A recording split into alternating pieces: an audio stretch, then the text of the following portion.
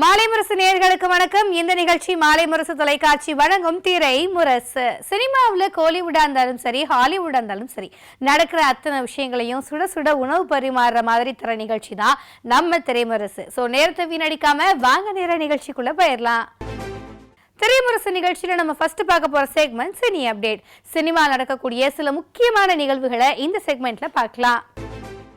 நடிகர் சிம்பு இருக்கிற இடத்துல சர்ச்சைகள் இருக்கும், இல்லைனா சர்ச்சைகள் இருக்கிற இடத்துல தான் நம்ம சிம்பு இருப்பாருன்னு சொல்ற அளவுக்கு ஹிஸ்டரி ஆஃப் தமிழ் சினிமால இருக்குங்க. அப்படிப்பட்ட சிம்பு தன் மேல இருக்கிற சர்ச்சையெல்லாம் தூசி மாதிரி தட்டி எரிஞ்சு மாநாடு படத்துல மாசா ரீஎன்ட்ரி கொடுத்ததை தொடர்ந்து வெந்து தணிந்தது காடு, 10 தலைன்னு அடுத்தடுத்து செம்ம ஃபார்ம் படங்களை கொடுத்துக்கிட்டு வராரு. இப்போ அவர் தன்னுடைய 48வது படத்துக்கு ரெடி ஆகிட்டு வராரு. அந்த படமும் பிரம்மாண்டமான பட்ஜெட்ல பீரியாடிக் மூவியா உருவாக இருக்கு. ரசிகர்களோட எதிர்பார்ப்புகளுக்கு மத்தியில உருவாகிற அந்த படத்தை பத்தி தான் இந்த அப்டேட்ல பார்க்க போறோம். 10 தல படத்துக்கு அப்புறமா நடிகர் சிம்பு அவருடைய 48வது படத்துக்கு துல்கர் சல்மானை வச்சு கண்ணும் கண்ணும் கொள்ளையடித்தால் படத்தை எடுத்த இயக்குனர் தேசிங்க பெரியசாமி எடுக்க இருக்காரு. இந்த படத்தை உலகநாயகன் கமல்ஹாசன் தன்னோட ராஜ்கமல் பிலிம்ஸ் மூலமா தயாரிக்க இருக்காரு. பீடியாட்ரிக் படமா உருவாக இருக்கிற இந்த படத்தோட ஸ்டேட்டஸ் படத்தோட அனௌன்ஸ்மெண்ட்டோட அப்படியே நிற்கிறதால ரசிகர்கள் மத்தியில் அதிருப்தி கிளம்பிடுச்சு. இது ஒரு பக்கம் இருக்க, இந்த படம் டிராப் செய்யப்பட்டதாகவும் சோஷியல் மீடியாவில் வதந்தியும் பரவணுச்சு. இன்னும் சிலர் சிம்பு பழையபடி ஷூட்டிங்குக்கு வர மாட்டேங்கிறாரு அப்படின்னு சொல்ல ஆரம்பிச்சாங்க. இந்த வதந்திக்கெல்லாம் ஃபுல் ஸ்டாப் வைக்கிற மாதிரி டைரக்டர் தேசிங்க பெரியசாமி சமீபத்தில் ஒரு பேட்டியில் இந்த படத்துக்கான ஒத்துழைப்பை ப்ரொடக்ஷன் பக்கமும் சரி, சிம்பு சாரும் சரி நல்லாவே தராங்க அப்படின்னும், பீரியாடிக் படமா உருவாகிற இந்த படத்துக்கு ப்ரீ ப்ரொடக்ஷனுக்கு இவ்வளோ நாட்கள் தேவை அப்படின்னு விளக்கம் கொடுத்திருக்காரு. STR 48 படத்தோட அப்டேட்ஸ் எதுவும் வராட்டியும் அப்பப்போ நடிகர் சிம்புவோட கெட்டப் ஃபோட்டோஸ், வீடியோஸ் இதெல்லாம் வெளியாகி ஃபேன்ஸ் மத்தியில் வைரலாகும். இப்படி இருக்கிற நிலையில STR 48 இருந்து அஃபிஷியலாகவே ஒரு அப்டேட் கொடுக்க இருக்காங்களா ராஜ்கமல் ஃபிலிம்ஸ். அதன்படி நாளைக்கு நம்ம சிம்பு பர்த்டே. ஸோ பர்த்டே அதுவுமா சிம்பு ஃபேன்ஸுக்கு ட்ரீட் கொடுக்குற விதமாக STR 48ஓட ஃபர்ஸ்ட் லுக்கை வெளியிட இருக்காங்களா. இந்த விஷயம் சோஷியல் மீடியாவில் ட்ரெண்ட் ஆகிட்டு வருது. தம்பி நடிகரை வச்சு தாறுமாறான ஆக்ஷன் படத்தை எடுத்து தமிழ் சினிமாவுக்கு என்ட்ரி கொடுத்த இந்த இயக்குனர் இப்போ அண்ணன் நடிகரை வச்சு இந்திய சினிமாவே திரும்பி பார்க்குற அளவுக்கு சம பிரம்மாண்டமான ஒரு படத்தை எடுத்துக்கிட்டு வராரு. சாதாரணமா பேன் இந்தியா படம்னு சொன்னா 4 மொழிகள்ல படம் ரிலீஸ் ஆகும், இல்லைனா போனா போகுதுன்னு ஹிந்தியையும் சேர்த்து 5 மொழிகளில் வெளியாகும். ஆனால் இந்த படம் 5 இல்லை 6 இல்லை 10 மொழிகளில் வெளியாக இருக்குதுன்னு சொல்கிறாங்க. அப்போ நிஜமாவே பிரம்மாண்ட படம்னு நம்ம ஒத்துக்கிட்டு தான் ஆகணும் போலங்க. இப்போ அந்த படத்துலேருந்து வந்திருக்கிற அப்டேட் என்னன்னு பார்க்கலாம். சூர்யா ஸ்டூடியோ கிரீன் சிறுத்தை சிவா கூட்டணியில் பிரம்மாண்டமாக உருவாகிட்டு வருது கங்குவா. எதற்கும் துணிந்தவன் படத்தை தொடர்ந்து கிட்டத்தட்ட 1.5 வருஷத்துக்கு மேலே கங்குவா படத்தில் கான்சென்ட்ரேட் பண்ணிக்கிட்டு வராரு சூர்யா. 3D முறையில் 10 மொழிகளில் பிரம்மாண்டமாக வெளியாக இருக்கிற இந்த படத்துக்கு எதிர்பார்ப்பும் எக்கச்சக்கமாக இருக்குது. ஃபேண்டசி கலந்த சரித்திர படமாக உருவாகிற இந்த படத்தில் சரித்திர காட்சிகளோட சேர்த்து சமகால காட்சிகளுமே இடம்பெறுது. இந்த படத்துல இருந்து வந்த சூர்யாவோட கேரக்டர் போஸ்டர்ஸை தொடர்ந்து சமீபத்தில் நடிகர் பாபி தியோல் பிறந்தநாளை முன்னிட்டு அவரோட உதிரன் லுக்குக்கான போஸ்டர் வெளியாகி வரவேற்பை பெற்றிருந்துச்சு. இந்த நிலையில நடிகர் சூர்யாவோட கங்குவா லுக் போட்டோவோட ஸ்டூடியோ கிரீன் நிறுவனம் தங்களுடைய எக்ஸ் தளத்துல பதிவு பண்ணியிருக்காங்க. அந்த போட்டோ இப்போ வைரல் ஆகிட்டு வருது. நடிகர் சூர்யா கங்குவா பட ஷூட்டிங்கை முடிச்சுட்டு இப்போ சுதா குங்கரா டைரக்ட் பண்ற அவருடைய 43வது படத்துக்கு ரெடியாகிட்டு இருக்கிறது குறிப்பிடத்தக்கது. ப்ரொடியூசராக இருந்து பல சூப்பர் ஹிட் படம், எக்ஸ்பெரிமெண்டல் படம், இவ்வளோ ஏன் நேஷனல் அவார்ட் படம் கூட கொடுத்துட்டோம், பேசாமல் நம்மளே டைரக்ட் பண்ணிட்டா என்ன அப்படின்னு பல சூப்பர் ஹிட் படங்களை ப்ரொடியூஸ் பண்ண ப்ரொடியூசர் ஒருத்தர் டைரக்டராக களமிறங்கியிருக்காரு. இந்த படத்தில் நடித்த சூப்பர் ஸ்டார் நடிகை சமீபத்தில் கூட அவங்க நடித்த கேரக்டரை தன்னால் மறக்கவே முடியாது, உன்னை நான் ரொம்பவே மிஸ் பண்ணுறேன்னு அவங்களோட கேரக்டருக்கும் படத்தோட டைரக்டருக்கும் போதும் போதும்னு சொல்கிற அளவுக்கு நன்றி சொல்லியிருந்தாங்க. இப்போ அந்த படத்துலேருந்து வந்திருக்கிற அப்டேட் என்னன்னு பார்த்துருவோம் வாங்க. காதலில் சுதப்புவது எப்படி, தமிழ் படம், காவிய தலைவன், இறுதி சுற்று, விக்ரம் வேதா, மண்டேலான்னு பல வெற்றி படங்களை தன்னுடைய ஒய்நாட் ஸ்டூடியோ நிறுவனம் மூலமாக தயாரித்தவர் தயாரிப்பாளர் சசிகாந்த். இவர் இப்போ டெஸ்ட் அப்படிங்கிற படம் மூலமாக டைரக்டராக அறிமுகமாகிறாரு. மாதவன், நயன்தாரா, சித்தார்த் ஆகியோர் முன்னணி கேரக்டர்களில் இந்த படத்தில் நடிக்கிறாங்க. சமீபத்தில் இந்த படத்தில் நடிகை மீரா ஜாஸ்மினும் இணைஞ்சிருக்கிறதா ஒரு அறிவிப்பும் வெளியானுச்சு. பல சூப்பர் ஹிட் பாடல்களை பாடியிருக்கிற பாடகர் சக்தி ஸ்ரீ கோபாலன் இந்த படம் மூலமாக மியூசிக் டைரக்டராக அறிமுகமாகிறாரு. Blue star, Lal Salaam, rubber பந்துன்னு தொடர்ந்து பல படங்கள் கிரிக்கெட்டை மையப்படுத்தி வந்துட்டு இருக்கிற நிலையில டெஸ்ட் படமும் கிரிக்கெட்டை மையப்படுத்தி தான் உருவாகுது. இந்த படத்தோட ஷூட்டிங் விறுவிறுப்பா நடந்துகிட்டு வந்த நிலையில சமீபத்தில் நடிகை நயன்தாரா டெஸ்ட் படத்தோட தனக்கான பகுதிகளை நிறைவு செஞ்சுட்டதாகவும் அவங்க நடிச்ச குமுதா கேரக்டரை மறக்கவே முடியாதுன்னு தன்னுடைய சோஷியல் மீடியா பக்கத்தில் போஸ்ட் பண்ணியிருந்தாங்க. இதை தொடர்ந்து டெஸ்ட் படத்தோட மொத்த ஷூட்டிங்கும் நிறைவாகிட்டதா படக்குழு அறிவிச்சிருக்காங்க. அது மட்டும் இல்லாம இந்த படத்தோட மேக்கிங் வீடியோவையும் வெளியிட்டிருக்காங்க படக்குழு. டைரக்டர் ரத்னகுமார டைரக்டரா தெரிஞ்சுக்கிட்டதை விட அவருடைய நண்பர் லோகேஷ் கனகராஜ் படத்தோட ஸ்கிரிப்ட் மற்றும் டயலாக்ஸ்ல ஒர்க் பண்ணினது மூலமா தான் நமக்கெல்லாம் நிறையவே தெரிய ஆரம்பிச்சாரு. தொடர்ந்து லோகேஷோட ஒர்க் பண்ணிட்டு வந்தவர் லோகேஷ் ரஜினியை டைரக்ட் பண்ற தலைவர் 171 படத்துல மட்டும் ஒர்க் பண்ணலையாம். இதுக்கு காரணம் பலரும் லியோ ஆடியோ லான்ச்ல ரத்னகுமார் காக்கா கழுகு கதையை லைட்டா குத்தி காட்டுற மாதிரி பேசினதுதான் அப்படின்னு சொல்றாங்க. அது என்ன கதைன்னு நமக்கு தெரியலங்க. ஆனா ரத்னகுமார் இப்போ வேற ஒரு இயக்குனரோட படத்துக்குள்ள ஒர்க் பண்ண இருக்காராம். யார் அந்த இயக்குனர், அது என்ன படத்துக்கு அப்படிங்கறத இந்த அப்டேட்ல பார்க்கலாம். மேயாதமான் படம் மூலமா டைரக்டர் அறிமுகமானவர் இயக்குனர் ரத்னகுமார். இந்த படத்தை தொடர்ந்து அமலாபால் நடிப்புல ஆடை, சந்தானம் நடிப்புல குழு குழு ஆகிய படங்களையும் எடுத்திருந்தார். இயக்குனர் லோகேஷ் கனகராஜோட நெருங்கின நண்பரான ரத்னகுமார் அவர் டைரக்ட் பண்ண மாஸ்டர், விக்ரம், லியோ ஆகிய படங்களோட ஸ்கிரிப்ட் வேலைகளையும் ஒர்க் பண்ணியிருந்தார். லோகேஷ் ரஜினியை வச்சு இயக்கிட்டு இருக்கிற ரஜினி 171 படத்திலையும் ரத்னகுமார் வேலை செய்வார்னு எல்லாரும் எதிர்பார்த்த நிலையில ரத்னகுமார் தன்னுடைய ஓன் ஸ்கிரிப்டுக்கான வேலைகளில் ஈடுபட இருப்பதா தகவல் வெளியானுச்சு. அது மட்டும் இல்லாம அவர் ராகவா லாரன்ஸை வச்சு படம் எடுக்க போறதாகவும் அந்த படத்தை லோகேஷ் தான் தயாரிக்க போறதாகவும் தகவல் வெளியானுச்சு. இந்த நிலையில ரத்னகுமார் டைரக்டர் PS முத்ரன் கார்த்தியை வச்சு எடுக்கிற சர்தார் 2 படத்தோட ஸ்கிரிப்ட் வேலைகள்ல ஒர்க் பண்ண இருப்பதா தகவல் வெளியாகிருக்கு. பிரின்ஸ் பிக்சர்ஸ் தயாரிப்புல PS முத்ரன் இயக்கத்துல கார்த்தி நடிச்ச சர்தார் திரைப்படம் கடந்த 2022 வருஷம் ரிலீஸ் ஆனுச்சு. இந்த படம் நல்ல வரவேற்பையும் வசூலையும் வாங்கின நிலையில இப்போ அந்த படத்தோட செகண்ட் பார்ட்டுக்கான வேலைகள் ஆரம்பமாகிருக்கு. ரத்னகுமார் டைரக்ட் பண்ண இருந்த படம் தாமதமாகிறதுனால அதுக்கு முன்னாடி சர்தார் 2ல இணைஞ்சிருக்காரா ரத்னகுமார். தொடர்ந்து கோலிவுட் நடிகர்களோட படங்கள்ல டோலிவுட் தயாரிப்பாளர்கள் தயாரிக்கிறது வழக்கமாகிட்டே வருது. இப்படி இருக்கிற நிலையில ஒரு பிரம்மாண்ட தெலுங்கு தயாரிப்பு நிறுவனம் நம்ம ஊரு உச்ச நட்சத்திரத்தை வச்சு ஒரு படத்தை ப்ரொடியூஸ் பண்ண இருக்காங்களா. யார் அந்த நடிகர், அது எந்த நிறுவனம், வாங்க பார்க்கலாம். வெங்கட் பிரபு டைரக்ஷன்ல கோட் படத்துல நடிச்சுக்கிட்டு வராரு நடிகர் விஜய். விஜயோட 68வது படமா உருவாகிட்டு வர்ற இந்த படத்துல பிரசாந்த், பிரபுதேவா, ஸ்னேகா, லைலா உட்பட பலர் முக்கிய கேரக்டர்கள்ல நடிச்சுக்கிட்டு வராங்க. இந்த படத்தோட படப்பிடிப்பு விறுவிறுப்பா நடந்துகிட்டு வருது. கோட் படத்தை தொடர்ந்து விஜயோட 69வது படத்தை பத்தியும் அப்பப்போ தகவல் வந்த நிலையில இருக்கு. அந்த வகையில விஜய் 69ல பிரபல தெலுங்கு தயாரிப்பு நிறுவனமான DVV நிறுவனம் தயாரிக்க பேச்சுவார்த்தை நடந்துகிட்டு வரதா சமீபத்துல ஒரு தகவல் பரவிக்கிட்டு வந்துச்சு. இந்த நிலையில அந்த பேச்சுவார்த்தை சுமூகமா முடிஞ்சதா தகவல் வெளியாகிருக்கு. ராஜமௌலி டைரக்ட் பண்ண பேன் இந்திய படமான RRR படத்தை தயாரிச்ச பிரம்மாண்ட நிறுவனம் தான் DVV நிறுவனம். இந்த நிறுவனத்தோட தயாரிப்பாளர் DVV தனையா நடிகர் விஜய் படத்தை தயாரிக்க ஆர்வம் காட்டி வருவதா தகவல் வந்துட்டு இருக்கிற நிலையில இப்போ விஜயோட 69வது படத்தை தயாரிக்க இருக்காங்களாம். இந்த படத்தை இயக்க போற இயக்குனர் யாருங்கிறதுக்கான அறிவிப்பு சீக்கிரமே வெளியாகும்னு ரசிகர்கள் எதிர்பார்க்கிறாங்க. நம்ம நிகழ்ச்சியில நெக்ஸ்ட் பார்க்க போற செக்மெண்ட் சினி எக்ஸ்பிரஸ். தனித்துவமான ஸ்கிரிப்ட் தேர்வுகளுக்கு பெயர் பெற்றவர் நந்தமுரி கல்யாண்ராம். அபிஷேக் நாமா இயக்குன மற்றும் தயாரித்த தி பிரிட்டிஷ் சீக்ரெட் ஏஜென்ட் அப்படிங்கிற துணை தலைப்பில் வெளியான படம் டெவில். இந்த திரைப்படம் சுதந்திரத்துக்கு முந்தைய இந்தியாவை 1945ஆம் ஆண்டு 2வது உலக போரின் போது பிரிட்டிஷ் ராஜ்யத்தோட இறுதி கட்டத்தை நெருங்குது. அப்போதைய மெட்ராஸ் பிரசிடென்சி அப்படின்னு அழைக்கப்பட்ட பகுதியில் அமைக்கப்பட்டிருக்கு. நந்தமுரி கல்யாண்ராம் சில மர்மங்களை தீக்கிற பிரிட்டிஷ் உளவாளியா இந்த படத்துல நடிச்சிருக்காரு. மேலும் இந்த படத்துல நடிகை சம்யுக்தா மேனன் கதாநாயகியா நடிச்சிருக்காங்க. முன்னதா வெளியான டீசர் ஒரு இருண்ட திரைப்படத்தோட ஆறாவை கொடுத்திருந்துச்சு. இந்த நிலையில இந்த படத்துல இருந்து தூரமே தீரமே அப்படிங்கிற பாடலை படக்குழு வெளியிட்டிருக்கிறாங்க. இந்த மெலோடி பாடல் இப்ப சமூக வலைத்தளங்கள்ல வைரலாகிட்டு வருது.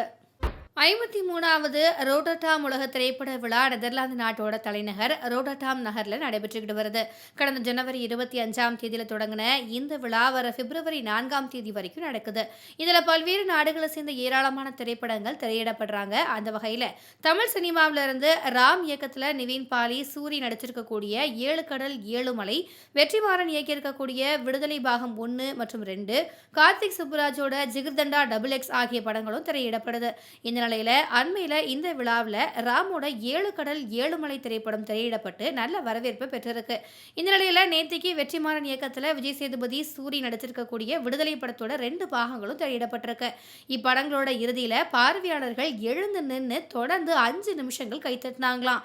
மேலும் இந்த திரையிடல் நிகழ்வில் கலந்துகிட்ட இயக்குனர் வெற்றிமாறன், நடிகர்கள் விஜய் சேதுபதி, சூரி ஆகியோருக்கு பார்வையாளர்கள் பாராட்டு தெரிவித்திருக்காங்க.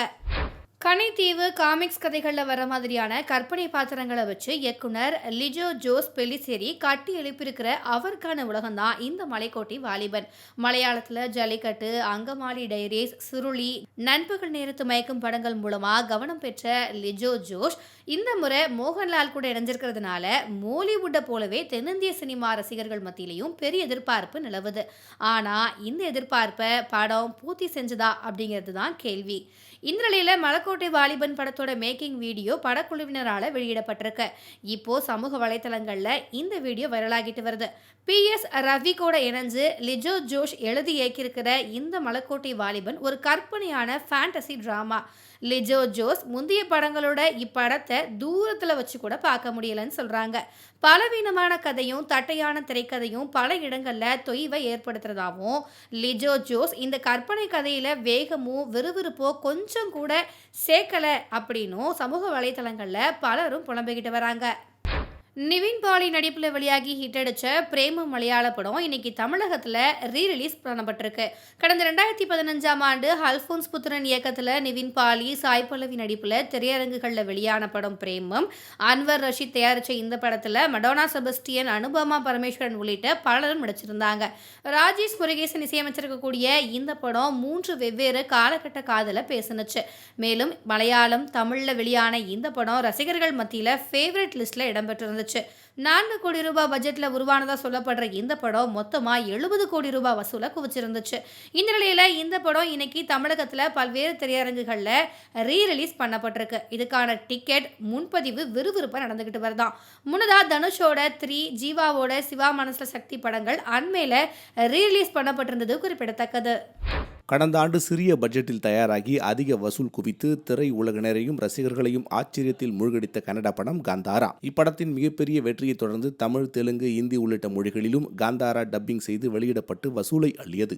மேலும் இப்படத்தை ரிஷப் ஷெட்டி இயக்கி கதாநாயகனாக நடித்திருந்தார். இதையடுத்து இப்படத்தின் 2ஆம் பாகம் சீக்வலாக இல்லாமல் ப்ரீக்வலாக உருவாக உள்ளதாக தயாரிப்பாளர் தெரிவித்திருந்தார். இதையடுத்து இப்படத்திற்கு காந்தாரா ஏ லெஜண்ட் பாகம் 1 என தலைப்பு வைத்துள்ளதாக படக்குழு சமீபத்தில் ஃபர்ஸ்ட் லுக் போஸ்டரை பகிர்ந்து அறிவித்தது.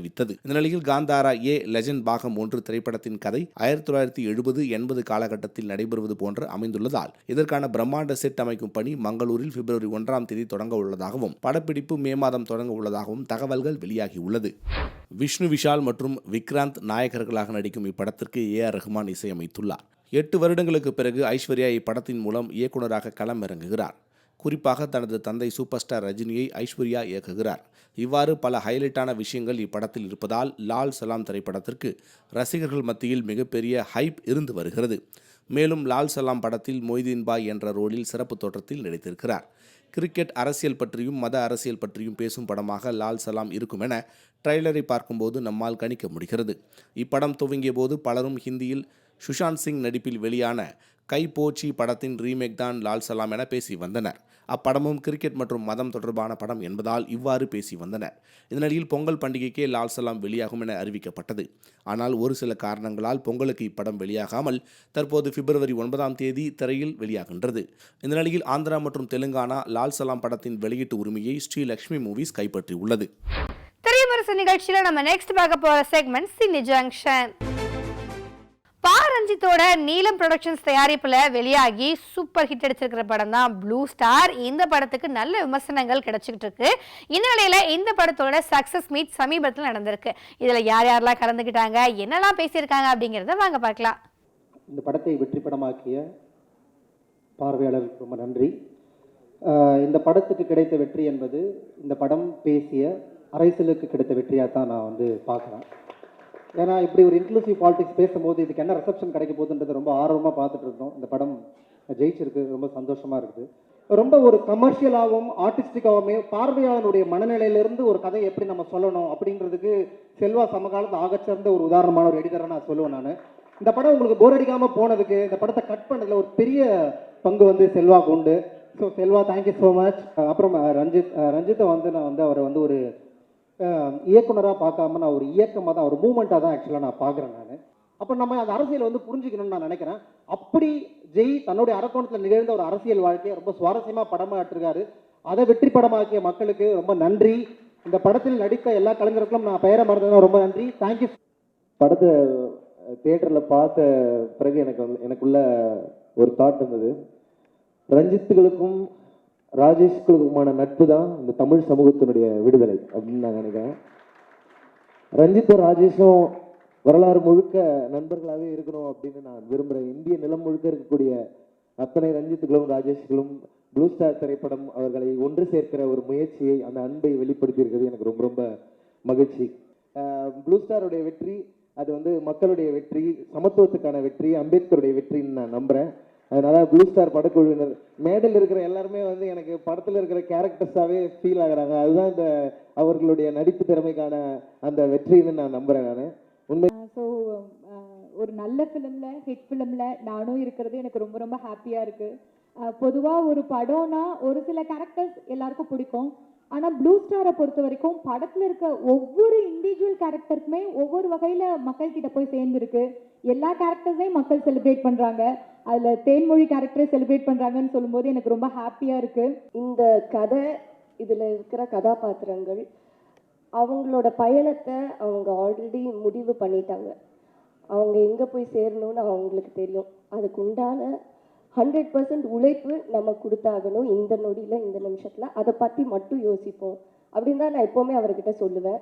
அவரும் அதை நம்பினார். அப்படி தான் நாங்கள் எல்லாருமே ஆர்டிஸ்ட், டெக்னீஷியன்ஸ் எங்களோட 100% இந்த படத்துக்கு கொடுத்துருக்கோம். அதுதான் இன்னைக்கு ஜனவரி 31ஆவது நாள் 2024 இங்கே சக்ஸஸ் மீட்டில் வந்து நின்றுட்டுருக்கோம். வாங்கெல்லாம் கொடறதுக்கு சக்ஸஸ்னால. ஸோ அதுதாங்க நான் நம்பின ஒரு பெரிய விஷயம் இந்த படத்தோடது. அதுதான் படத்தில் வர ஒரு டைலாக், கடைசி டைலாக், இந்த வானத்துக்கு அடியில் மரம், செடி, கொடி, மனிதர்கள், மிருகங்கள் எல்லாரும் சமம் தான். ரொம்ப சந்தோஷமாக இருக்குது. சக்ஸஸ் மீட் இது வந்து நிறைய டிவியில் பார்த்துருக்கேன், பேப்பரில் பார்த்துருக்கேன். இன்றைக்கி இந்த மேடையில் நானும் ஒரு பாட்டாக இருக்குது, ரொம்ப சந்தோஷமாக இருக்குது. இந்த சக்ஸஸை டேஸ்ட் பண்ணுறதுக்கு 18 வருஷம் ஆயிருக்கு. ஸோ 2006 என்னோட முதல் படம் ரிலீஸ் ஆச்சு, ப்ளூ ஸ்டார். இந்த படத்தை பற்றி எனக்கு மட்டும் இல்லை, எல்லாருக்குமே ரொம்ப ஸ்பெஷலான படம். ஃபஸ்ட்டு டே வந்து ரோகிணி தேட்டரில் வந்து பார்த்துட்டு வெளியே வரும்போது எனக்கு எப்போவுமே ஒரு விஷயம் இருக்குது. வெளியே போகும்போது எல்லாரும் பாண்டியராஜ் சார் பையன் இந்த டேக்லைன் எனக்கு எப்போவுமே சந்தோஷமாக இருந்துச்சு. ஒரு டைமில் என்னடா நமக்குன்னு ஒரு அடையாளம் கிடைக்கலையே, எப்போ பார்த்தாலும் அப்பா பேர் சொல்லியே கூப்பிட்றாங்களே அப்படின்ற வருத்தம் எனக்குள்ளே இருந்துக்கிட்டே இருந்துச்சு. ப்ளூ ஸ்டார் படம் முடிச்சுட்டு வெளியே வரும்போது என் பேர் கூட யாருக்குமே ஞாபகம் இல்லை. சாம் சாம் சாம் சாம் சாம்னு சொன்னாங்க. உண்மையிலேயே ரொம்ப சந்தோஷமாக இருந்துச்சு. அப்போ சாம்னு சொன்னோன்னே மீடியா நண்பர் வந்து ஒருத்தர் சொன்னார், ஏங்க அவர் சாம் இல்லைங்க, அவங்க அப்பா தாங்க பாண்டியராஜன் சார் அப்படின்னாங்க. இந்த வார்த்தை கேட்கறதுக்கு எனக்கு ரொம்ப சந்தோஷமாக இருந்துச்சு. என்னோட ஒவ்வொரு படத்துக்கும் வந்து ஸ்டேஜில் சொல்லுவாங்க, இந்த மாதிரி இப்போ இல்லைங்க, இந்த படத்தோட வெற்றி விழாவில் நம்ம சந்திப்போம்னு. அது வந்து எனக்கு இன்னும் இங்கே நிற்கிறது வந்து எனக்கு வந்து ஒரு ட்ரீம் மாதிரி தான் இருக்குது. நம்ம வாழ்க்கையில் இது நடக்குதா அப்படிங்கிற நேற்று கூட என் ஒய்ஃப் கீக்கி கிட்ட சொல்லிட்டு இருந்தேன். நேற்று கூட கீக்கி கிட்ட தான் சொல்லிட்டு இருந்தேம்மா, எனக்கு நம்பவே முடியலம்மா, என் லைஃப்பில் இப்படி ஒரு நல்லது நடக்குதா அப்படின்னு.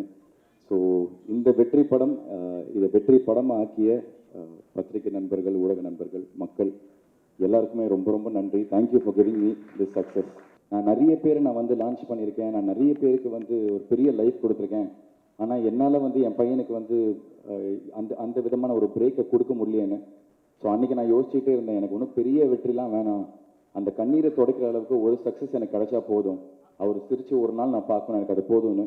அது இன்னைக்கு ப்ளூ ஸ்டார் மூலமாக எனக்கு கிடச்சிருக்கிறது எனக்கு ரொம்ப ரொம்ப சந்தோஷமாக இருக்குது. அதை நான் ரொம்ப மனப்பூர்வமாக நம்புகிறேன். இப்போதான் கீர்த்தி சொல்லி அனுப்பிச்சாங்க, நன்றி இல்லை நான் மட்டும் சொல்லிட்டு வா, எல்லாரும் நிறையா பேசிட்டாங்கன்னு. ஸோ ரொம்ப டைம் எடுத்துக்க போதெல்லாம் கவலைப்படாதீங்க. நானும் சாந்தரும் வேற இல்லை. ஸோ சாந்தரும் சொன்ன நன்றி எல்லாருக்கும் நானும் சொன்ன நன்றி புரிஞ்சுது. சில பேர்த்த நான் ஆக்சுவலாக ஆடியோ லான்ச்லேயே வந்து சக்ஸஸ் மீட் மாதிரி தான் பேசினேன், எல்லாருக்கும் தேங்க்ஸ் பண்ணேன். இதெல்லாம் தாண்டி இந்த படம் வெற்றி பெறணும்னு எனக்கு முதல் நாள்லேருந்தே தெரியும். இந்த அளவுக்கு மக்கள் இதை ஆதரிப்பாங்கங்கிறது எனக்கு வந்து ரொம்ப சந்தோஷம். ஒரு சாய்ஸும் வந்து எடுக்கும்போது அதுவாக தானாக வந்து எதையுமே அமையறதில்லை. ஒரு நம்பிக்கையில் ஒரு ரிஸ்க் எடுத்து எல்லாமே பண்ணுறது, அந்த நம்பிக்கை மக்கள் மேலே தான் நான் நிறையா வைக்கிறேன். அவங்க ஒரு தாட்டியும் படத்தை சக்ஸஸ் பண்ணும்போது எனக்கு அந்த நம்பிக்கை கரெக்டாக இருக்குன்னு சொல்கிற மாதிரி இருக்குது. So thank you audience. என்ன நான் ஆக்சுவலாக ஒரு இன்டர்வியூவில் கூட சொல்லிட்டு இருந்தேன், ரஞ்சித் வந்து அவரோட ஒரு மூவ்மெண்ட்டுக்காகவும் ஒரு புரட்சிக்கு ஒரு சிம்பிளாக மாறிட்டார். அந்த சிம்பிள் ரொம்ப பெருசாக இருக்கிறனால அவர் எவ்வளோ பெரிய கிராஃப்ட்ஸ்மேன்னு நிறைய பேர் அதை பேச மாட்டாங்க தான் நான் நினைக்கிறேன். இந்தியாவில் இருக்கிற one of the finest film makers Ranjith அண்ணா. நான் இந்த கதை எழுதுறப்போ ஒன்று மட்டும் நம்பினேன், என்னன்னா இந்த மக்களாண்ட ஒரு பயங்கரமான அன்பு இருக்குங்க. அந்த அன்புக்குள்ள தான் எல்லா கேரக்டரும் உள்ளே போகணும்னு நினச்சினேன். யாரோட நெகட்டிவ் ஷேடுமே நான் பார்க்கவே கூடாதுன்னு யோசிச்சுனே இருந்தேன் நான். அது யாரும் எல்லாருக்குள்ளேயும் ஒரு நெகட்டிவ் ஷேடு இருக்கு, ஆனால் அந்த நெகட்டிவ் ஷேடு தொடவே கூடாதுன்னு நினச்சேன் நான். அங்கே இல்லாமல் அவங்களோட ஒரு பயங்கரமான அன்பு இருக்கும். வாங்க நம்ம உட்காரலாம், நம்ம உட்காந்து பேசலாம், நம்ம எல்லாம் ஒன்றா ஆகலாம், நம்ம வேற ஒரு விஷயம் இருக்குது நம்மளுக்கு எதிராக இருக்குது அப்படின்றத நம்ம வந்து கரெக்டாக சொல்லணும். அது ஒரு பிரச்சனை இருக்குது, நம்ம கொஞ்சம் தப்பாக சொன்னாலுமே அது வேற ஒன்றா ஆகிடும். அது அப்போது அந்த ப்ரெஷருக்குள்ளே தான் நான் ஒர்க் பண்ணிகிட்டே இருந்தேன். அதுக்கு கரெக்டாக போய் ரீச் ஆகிடுச்சின்னு நினச்சேன். அதுக்கப்புறம் நான் ஒழுங்காக வேலை செய்யணும்னு நினச்சேன். அது என்ன ஆகும், அதோட ரிசல்ட்டு பற்றியெல்லாம் நான் பெருசாக யோசிச்சுனான்னு தெரியல. ஆனால் ரொம்ப கிளியராக ஒரு வேலையை ஒழுக்கமாக பண்ணோம் அப்படின்ட்டு நான் யோசிச்சுனே இருந்தேன். எனக்கு கொடுத்த வேலையை ரொம்ப ஒழுக்கமாக பண்ணி முடிக்கணும் அப்படின்ட்டு யோசித்தேன். அண்டு ப்ளூ ஸ்டார் இந்த ஃபர்ஸ்ட் டேலேருந்தே மக்கள் அதை கொண்டாடுறது, அந்த கேரக்டர்ஸை அவங்க ரிசீவ் பண்ண விதம், அப்புறம் அதில் பேசியிருக்கிற பாலிட்டிக்ஸை அண்டர்ஸ்டாண்ட் பண்ண விதம், அண்ட் அந்த படத்தை செலிப்ரேட் பண்ணது, நிறைய ட்வீட்ஸ் நான் பார்த்தேன், நிறைய மெசேஜ் எனக்கு வந்தது, அண்ட் நிறைய வீடியோஸை நான் பார்த்தேன். அண்ட் இந்த படத்தில் இருக்கிற சின்ன சின்ன கேரக்டர்ஸை அவங்க பேசினதை கட் பண்ணி போட்டிருக்கிறது. ரொம்ப நாள் கழித்து ஒரு திரைப்படத்தில் பல கேரக்டர்களில் மக்கள் இப்படி கொண்டாடி அக்செப்ட் பண்ணது ரொம்ப ரொம்ப முக்கியம் அப்படின்னு நான் நினைக்கிறேன். அது ப்ளூ ஸ்டாருக்கு நடந்திருக்கு. இந்த ப்ளூ ஸ்டார் எதை முன்வைக்குது அப்படின்றது ரொம்ப முக்கியமானது அப்படின்னு நான் நினைக்கிறேன். ஒரு படம் ஒற்றுமையை கோருது, ஒரு படம் எல்லாரும் ஒன்றா இருக்கணும்னு சொல்லுது, ஒரு படம் இங்கே இருக்கிற வேறுபாடுகளுக்கு எதிராக நம்ம ஒன்றா ஆகணும்னு சொல்லுது. அந்த ஒன்றா ஆகணும்னு சொல்கிற ஒரு தத்துவத்தை கோர்ற ஒரு படத்தை வெளிவரக்கூடாதுன்னு தடை செய்கிற அளவுக்கு தான் இன்னைக்கு அவ்வளோ பேருடைய ஒரு என்ன சொல்கிறது மாற்று கருத்துடைய ஒரு சென்சார் போர்டில் உறுப்பினராக இருக்கிறவங்களுக்கு அவ்வளோ பேர் இருக்கிறாங்க. அப்படின்றப்போ ரொம்ப ஒரு மோசமான சூழல் இருக்கிறத நம்ம பார்க்க முடியுது. என்ன நேயர்களே, இன்னைக்கான திரைமுரசு நிகழ்ச்சியில சினிமா பத்தின பல இன்ட்ரெஸ்டிங்கான விஷயங்கள்லாம் பார்த்துருப்பீங்க அப்படின்னு நினைக்கிறேன். இதே மாதிரி நாளைக்கும் இதே நேரத்தில் இதே நிகழ்ச்சியில் சந்திக்கலாம். Until then, bye from Divya. Bye bye.